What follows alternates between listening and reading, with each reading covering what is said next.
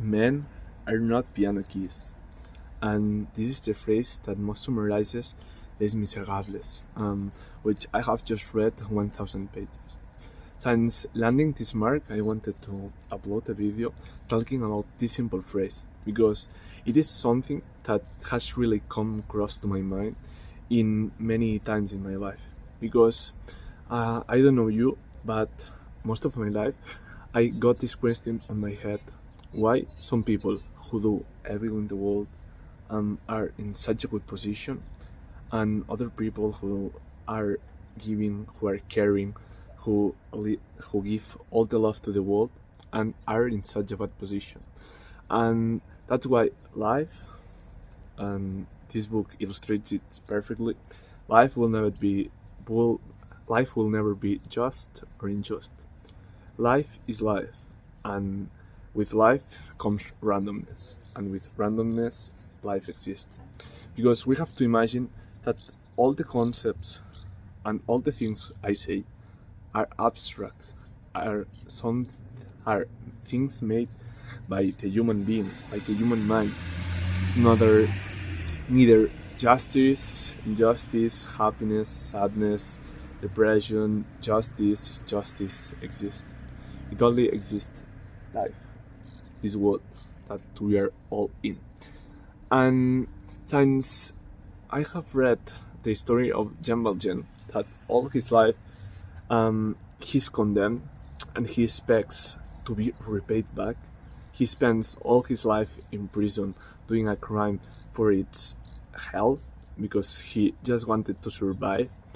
And he expects when he exits the prison halls to be back to society, be accepted again, and live his own life. And for some time, he has it.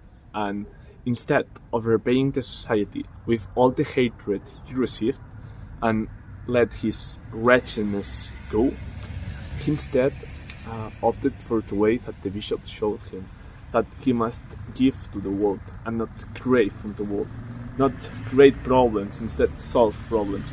And that's what he does during years.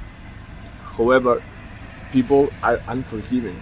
They don't care about anything you have done in your past except the bad things. And when they come to the light, when they see who he really is and all what he did, they treat him miserably. Instead of congratulating him for all the lives he has saved, all the jobs he has created, all the people who has helped, instead what he receives is going back to prison. And that's how life works, because imagine if this didn't happen and he lived for the rest of his life like a king. What would have happened? He would always be more prompt to be looking to increase his position, because, well, maybe he not, but every one of us, because the human being doesn't get complacent. When you have all the things you want in life, the phrase I mentioned in the beginning, where I said men are not piano keys, when we give to men all the things he wants, he doesn't stay quiet and just enjoy the things he has. Most of them would want to be king of whatever part it is, would want more money, more wives, more clothes, more followers. We don't get complacent when we have all the things we want, and this is the essence of the human being, and that's why it will never exist a universal justice, a universal well-being, a universal peace, because we always want more. We want more for us and for the people around us, most of us for our families, but we see also the world as a competition. Instead of seeing the world as a place where opportunities arise, where the infinite exists, we see the world as a cake, and where if someone takes a piece, you will not eat any of it. So that's why we are so prone to competing with each other, from having hatred to each other. That's why we have so many problems with the population, because we have this idea that they steal our jobs, our houses, or opportunities. But I'm not saying all of them, but there is a part of them that does the opposite. They pay taxes, they create jobs, and they create new families for the future and more people to grow our country, to grow our world. And now that I remember, I also wanted to make the connection with this book, with an experience I had working as a cashier. When I was doing my afternoon shift and it was ending, it was 10 p.m. or so. All the people who were there closing down, and I don't know why one of the employees said, Guillem, that is my name, you will be working there this next summer also. In a way that saying you will not find any type of job you want, you will not find the job you want, and you will all end up here again. And I got really mad, and I said to her, no, I can assure you that no. And she, instead of staying quiet, because what do you have to reply to that? I don't know you, what the hell are you talking about? But she instead said to me, do you think that working here as a cashier is only for people who doesn't have studies? And she started telling that she had studies, that another one also studied. And when it came to a guy, she asked him, what studies do you have? And he said, I'm a psychologist. And I was astonished by that answer, because it resonated me with the title Les Misérables. Because for me, when you have this type of degree and you are not old, maybe you have responsibilities, you have children, you have a wife, but you have been working for years, and I say for years, as a cashier, having the possibility to work in the field you studied, in the field you like, I think it's a true miserable experience of life. Because what are you teaching your kids? What are you showing them that this world is about? Maybe you can argue me that he's sacrificing him for his children, but for me personally, I wouldn't say that, because I know for a fact that if it was temporal, it would not matter to me as much as it matters now.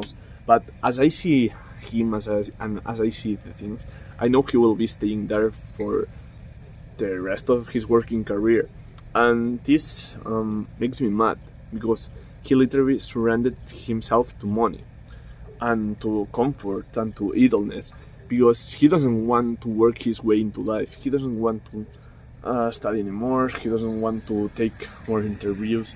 He has taken that position, and while it has an above average salary, he's content with it.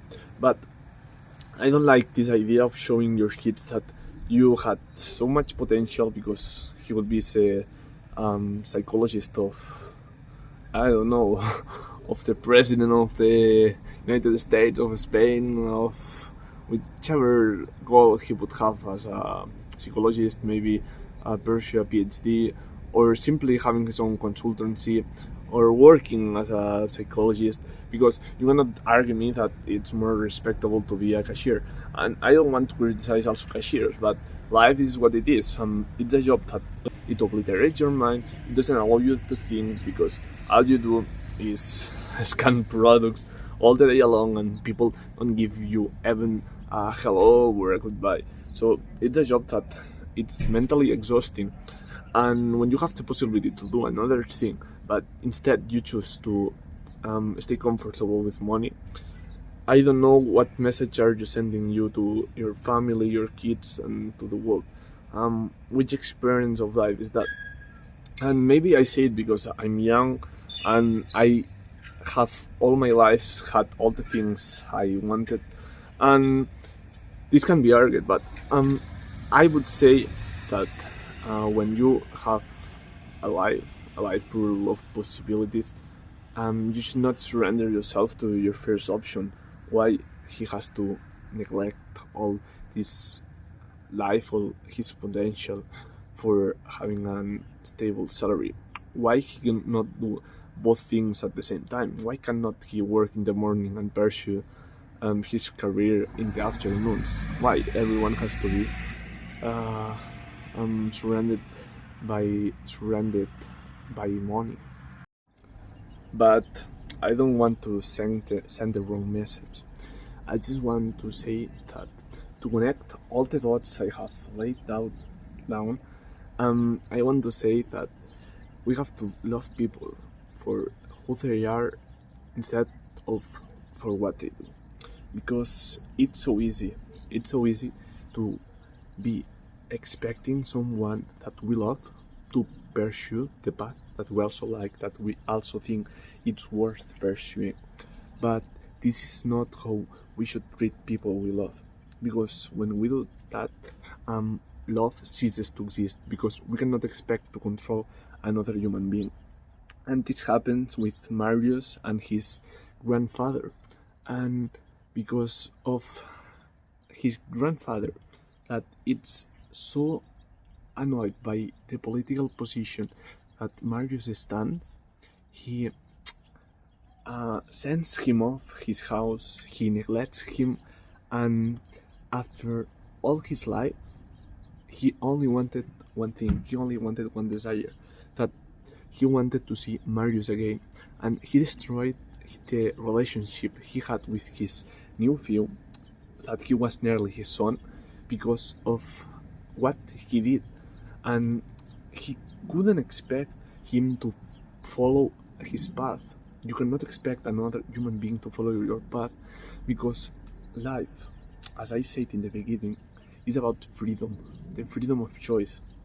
That the human being will have all these possibilities, all these piano keys, but he will play all of them. He will not play only one and think one is more valuable than the other, because to play good the piano, you have to know to play.